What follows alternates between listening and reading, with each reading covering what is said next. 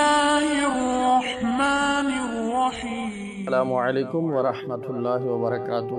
قیس ابن الملوح ابن مزاحم ہے۔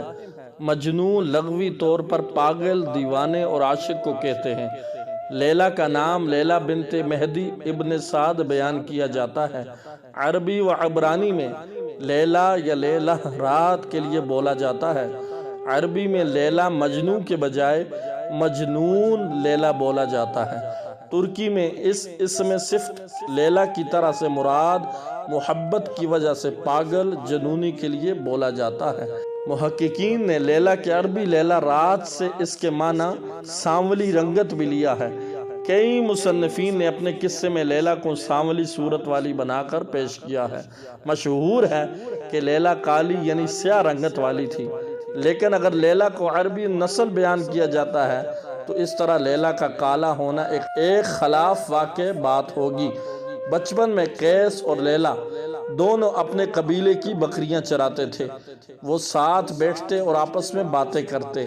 اس دوران انہیں ایک دوسرے سے محبت ہوگی۔ نظامی گنجومی کی قصے لیلا مجنوں کے مطابق لیلا اور مجنوں بچپن میں ایک ہی مدرسے میں پڑھنے جاتے تھے۔ ان میں باہمی الفت پیدا ہوئی۔ مجنوں کی توجہ تعلیم کے بجائے لیلا کی طرف رہتی، جس پر استاد سے اسے سزا ملتی، مگر استاد کی چھڑی مجنوں کے ہاتھوں پر پڑتی اور درد لیلا کو ہوتا۔ استاد نے یہ بات لیلا اور مجنوں کے گھر والوں کو بتائی، جس پر لیلا کے مدرسے جانے اور گھر سے نکلنے پر پابندی لگ گئی۔ ایک دن پھر مجنوں کی نظر لیلا پر پڑی اور بچپن کا عشق تازہ ہو گیا۔ مجنوں نے لیلا کا ہاتھ مانگا، مگر لیلا کے باپ نے انکار کر دیا۔ لیلا کا بھائی تبریز مجنوں کو مارنے کی کوشش کرتا ہے، مگر مجنوں اس کو قتل کر دیتا ہے، جس پر مجنوں کو سرِ عام محبت کا اظہار کرنے اور لیلا کے بھائی کو مارنے پر سنگسار کرنے کی سزا سنائی گئی۔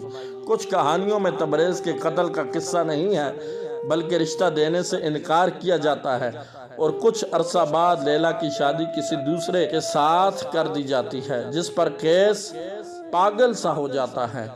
جامعہ ازہر شعبہ اردو کے سربراہ ڈاکٹر ابراہیم محمد ابراہیم المصری لکھتے ہیں کہ لیلا مجنوں کی شدید عشق و محبت کی کہانی کوئی فرضی داستان نہیں ہے، جیسا کہ ڈاکٹر طٰہٰ حسین نے خیال ظاہر کیا ہے کہ یہ پہلی صدی ہجری کا واقعہ ہے، جو عرب کے نجد کے علاقے میں رونما ہوا اور لازوال بن گیا۔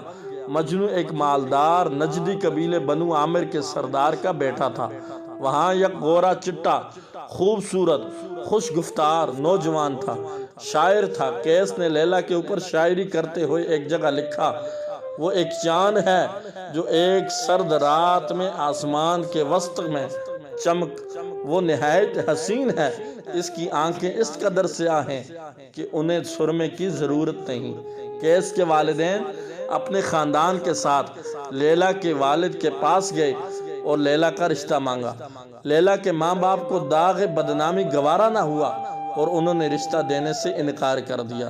اس دوران قبیلہ ثقیف کے ایک نوجوان نے بھی، جس کا نام ورد تھا، لیلا کو شادی کا پیغام دیا۔ لیلا کے والدین نے یہ رشتہ قبول کر لیا۔ قیس اس قدر مضطرب ہوا کہ وہ بیمار ہو گیا۔